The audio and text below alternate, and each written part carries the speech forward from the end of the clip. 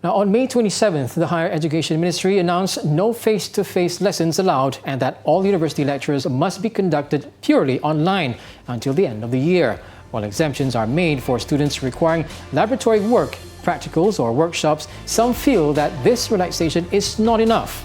Now, joining us is Yazid Zulkifli, a final year diploma student in accounting, is currently leading one of the petitions urging the government to revise such decisions, especially on the implementation of online classes. Now, Yazid, thank you very much for joining us. What are the suggestions to make campuses safe for students and staff if or when physical classes will be allowed?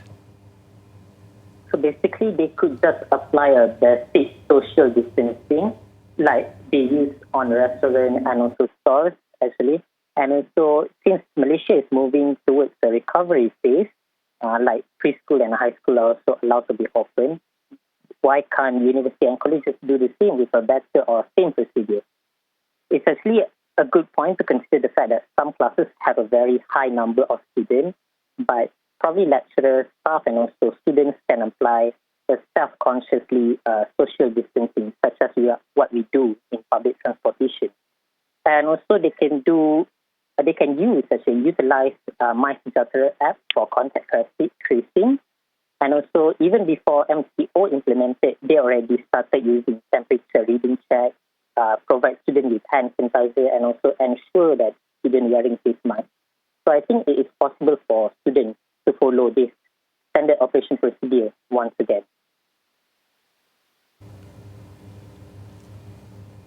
Okay, so what's been happening to yourself and other students you know with online learning? And can you share with us examples of these far-reaching consequences in your petition? So basically what the issue right now is that student knowledge and their integrity is currently being questioned because the future depends on today's youth. But we hardly understand the causes we are studying because of a lot of different factors, such as high latency of internet connection or not conducive environment because some of us doesn't have a private space or crowded house, and there's a lot of distraction actually. So what students are currently doing, even though they are interested in the study they are majoring in, they are just trying their best to pass their examination and coursework because they barely understand, they hardly understand what they are learning in the classes through online. And also, when it comes to internet connection, there is an initiative given out by the government to provide a free internet, I believe 1 gigabyte per day actually, but it's actually quite restrictive and also insufficient because when it comes to online classes, it's very, very high range, some lecture using Instagram Live even. It happened before, and some lecturer passes their notes through Telegram and also asking questions with students, interact with students through many types of social media. But the initiative given by the government forbid us from using any of the alternatives except for Zoom or Google Classroom. Now, also in the petition, you mentioned the option to reducing tuition fees, considering campus facilities are not really being used during the MCO. And we spoke with the Higher Education Ministry earlier about this, and they said they are studying ways to reduce the fees. Now, in your opinion, how much would you like to see reduced, and what do you think is fair? Different universities and different colleges have different fees and also adjustments.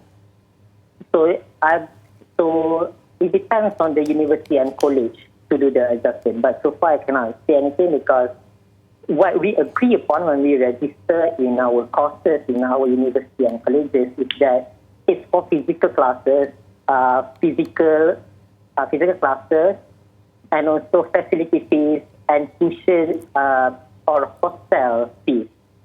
Because even though we study from home, we have to pay full tuition fees, full facility fees, even though we didn't even have a chance to step off it on our campus actually. And this happens to people who rent houses outside of campus as well. When they are negotiating with their landlord, they give out an excuse that their personal item and stuff is still on the home. on the rental home. So they cannot reduce the fee for giving any refund. And university also give out the same excuse that they cannot refund university or colleges or give any type of discount because online classes have the same cost as physical classes. So it's quite hard for a lot of us. All right, thank you very much, Yazid, for your insightful insight. Thank you for joining us.